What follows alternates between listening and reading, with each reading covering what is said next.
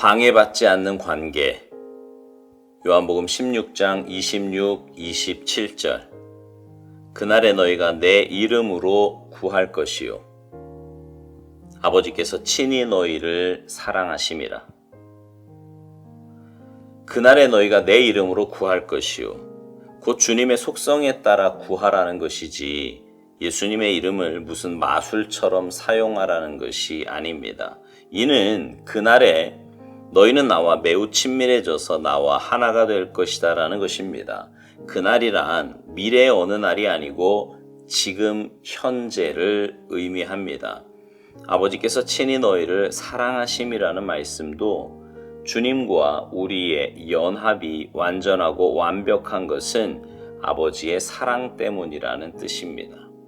이 의미는 우리 인생에 외부적 곤경이 없을 것이라는 뜻이 아닙니다. 주님이 아버지의 마음과 생각을 알았던 것 같이 주님께서 성령 세례를 통해 우리를 하늘로 올리셔서 하나님의 계획들을 우리에게 보이실 수 있다는 뜻입니다. 너희가 무엇이든지 아버지께 구하는 것을 내 이름으로 주시리라. 요한복음 16장 23절. 그날은 하나님과 성도들의 관계에서 아무 방해되는 것이 없는 날입니다. 예수님께서 하나님의 존전에서 흠없이 서 계셨던 것처럼 우리도 성령 세례의 강한 능력에 의해 그와 같은 관계로 들어갈 수 있습니다. 우리와 같이 저희도 하나가 되게 하옵소서. 요한복음 17장 22절. 주께서 당신께 주시리라. 예수님께서는 자신의 이름을 인해 하나님께서 우리의 기도를 인정하실 것이라고 말씀하십니다. 이 얼마나 귀한 말씀입니까? 예수님의 부활과 승천의 능력에 의해 또한 이 땅에 보내신 성령에 의해 우리는 아버지와 그러한 관계로 들려질 수 있습니다. 그래서 예수님께서 그러셨던 것처럼 우리도 자유로운 선택을 통해 하나님의 완벽하신 주권적인 뜻의 하나가 될 수 있습니다. 예수 그리스도에 의해 높여진 그러한 놀라운 위치에서 우리는 성령께서 우리에게 선물로 주신 주님의 속성에 따라 주님의 이름으로 하나님께 기도할 수 있습니다. 너희가 무엇이든지 아버지께 구하는 것을 내 이름으로 주시리라. 이는 예수 그리스도께서 모든 것을 주관하시는 주권자가 되셨음을 친히 증거하는 것입니다.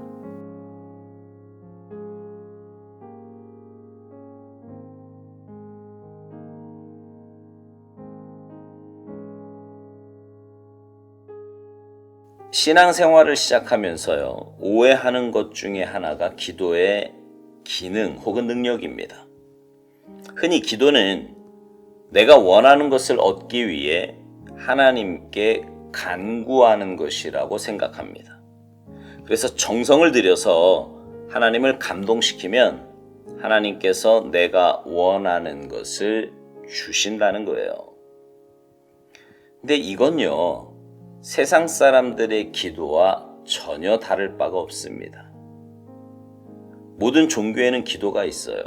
심지어 미신을 믿는 사람들도 기도를 합니다. 근데 그들의 기도에는요, 딱 하나만 있을 뿐입니다. 정성을 들여서 자신들의 욕심을 채우는 일입니다. 우리의 기도는 그런 게 아닙니다. 우리의 기도는 하나님의 뜻을 구하는 행위입니다. 하나님께 더 가까이 가기 위한 도구고요. 주님과 깊은 인격적인 관계를 맺기 위한 수단입니다. 그래서 기도를 대화라고도 하는 것입니다. 어제 본문과 오늘 본문에 계속해서 그날이라는 말이 등장을 합니다. 그날은 내가 주님과 친밀해져서 하나가 되는 날입니다. 그러니까 그날은 오스왈드 목사님 말대로 미래의 어느 날이 아니라 지금 현재를 의미하는 거지요. 오늘 우리가 있는 이곳에서 주님과 인격적인 합의를 이루며 살아야 한다는 말입니다. 근데 우리가 그렇게 주님과 하나가 될 수 있는 것은 우리의 어떤 노력이나 방법이 아니라 하나님의 사랑 때문입니다. 하나님이 먼저 우리를 사랑해 주셨고요. 하나님이 우리에게 그 사랑으로 나아갈 길을 열어주셨습니다. 그래서 누구든지 그 사랑에 응답하기만 하면, 그 사랑을 믿음으로 받아들이기만 하면 그 사랑 안에 거할 수 있고, 그 사랑으로 주님과 인격적인 하나가 될 수 있는 것입니다. 그렇게 주님과 하나가 된다고 해서 우리의 삶의 문제가 전혀 없는 것은 아닙니다. 아니, 오히려 믿음으로 산다고 할 때 삶의 문제나 고난이 더 생길 수도 있습니다. 거짓이 일상이고 내 이익을 위해서라면 다른 사람도 얼마든지 짓밟고 올라서는 그런 세상에서 주님의 마음을 가지고 정직한 삶, 남에게 유익을 주는 삶, 신실한 삶을 살아가면 미움을 받을 수밖에 없습니다. 그래서 예수님도 요한복음 15장 18절 이하에서 이렇게 말씀하시지요. 세상이 너희를 미워하면 너희보다 먼저 나를 미워한 줄 알라. 너희가 세상에 속하였으면 세상이 자기의 것을 사랑할 것이나 너희는 세상에 속한 자가 아니요 도리어 내가 너희를 세상에서 택하였기 때문에 세상이 너희를 미워하느니라. 주님께 속한 우리가 주님의 말씀의 기준을 가지고 세상에서 살면 미움을 받을 수밖에 없다는 말입니다. 그럼에도 불구하고 우리는 그 믿음의 삶을 포기할 수도 버릴 수도 없습니다. 영적인 것, 신령한 것을 맛본 우리들이기에, 하나님의 은혜와 사랑을 맛본 우리들이기에 힘들고 어렵지만 묵묵히 그리고 담대하게 그 길을 걸어가게 되는 것입니다. 오스왈드 목사님은요, 그날에 대해 이런 말을 합니다. 그날은 하나님과 성도들의 관계에서 아무 방해되는 것이 없는 날이라고요.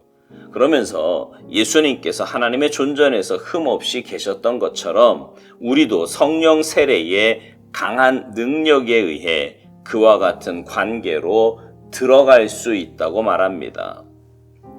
우리는요, 주님의 십자가 은혜로 구원의 반열에 들어섰습니다. 하나님께 나아갈 수 있는 길이 열렸다는 말이에요. 그리고 그런 사람들은 성령 세례를 통해 하나님과 하나가 되는 은혜가 주어집니다. 주님이 내 안에, 내가 주님 안에 거하게 되는 거지요. 그렇게 주님 안에 거하는 자들은 주님의 이름으로 하나님께 간구합니다. 그저 기도 마지막에 예수님의 이름으로 기도하는 정도를 말하는 게 아니에요. 내가 주님 안에 있기에 우리의 기도는 하나님의 뜻을 이루는 것이 되고 하나님의 뜻을 구하는 것이 되고, 그렇게 하나님의 뜻을 구하는 우리의 기도에 하나님은 분명 응답해 주십니다. 이 모든 것이 주님 이 땅에 오셔서 십자가 지신 후 사흘 만에 부활하시고 승천하시고 그리고 보내주신 성령님으로 인한 것입니다. 성자 하나님의 희생과 헌신, 그리고 성령 하나님의 중보하심의 결과로 성부 하나님과 하나 되는, 다시 말해 하나님의 자녀로 하나님 안에 거하게 되는 은혜가 우리에게 주어졌다는 말입니다. 오스왈드 목사님은요, 이것을 이렇게 표현합니다. 예수님께서 그러셨던 것처럼 우리도 자유로운 선택을 통해 하나님의 완벽하신 주권적인 뜻에 하나가 될 수 있다고요. 삼위일체 하나님께서 만들어주신 그 놀라운 은혜의 길에 자유의지를 가진 우리가 그 길을 선택하며, 그래서 하나님과 그 놀라운 은혜 관계를 맺을 수 있게 되었다는 말입니다. 그런 우리에게 주어진 엄청난 특권에 대해 오스왈드 목사님은 이런 말을 합니다. 예수 그리스도에 의해 높여진 그러한 놀라운 위치에서 우리는 성령께서 우리에게 선물로 주신 주님의 속성에 따라 주님의 이름으로 하나님께 기도할 수 있다고요. 계속해서 드리는 말씀이지만 주님 안에 거하며 주님과 그런 인격적인 관계를 맺은 우리들은 주님의 은혜로 또 주님의 이름으로 기도할 수 있는 것입니다. 그리고 우리가 그렇게 주님의 이름으로 구할 때 하나님은 반드시 응답해 주실 것입니다. 우리가 그렇게 주님의 이름으로 구하는 것은 바로 예수 그리스도께서 모든 것을 주관하시는 주권자가 되셨음을 친히 증거하는 것이라고 오스왈드 목사님은 말합니다. 맞는 말이지요. 주님의 이름으로 구한다는 것은 모든 것이 주님의 손에 있다는 거고요. 모든 것이 주님의 손에 있다는 것은 주님만이 주권자시라는 말입니다.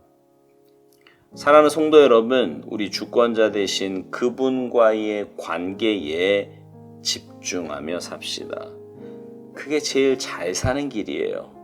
바라기는 다른 무엇보다 말씀과 기도로 주님께 더 가까이 나아가서 주님과 깊은 사랑의 관계 속에서 주님과 행복한 동행하며 사시는 여러분 모두가 되시기를 주님의 이름으로 축복합니다. 아멘.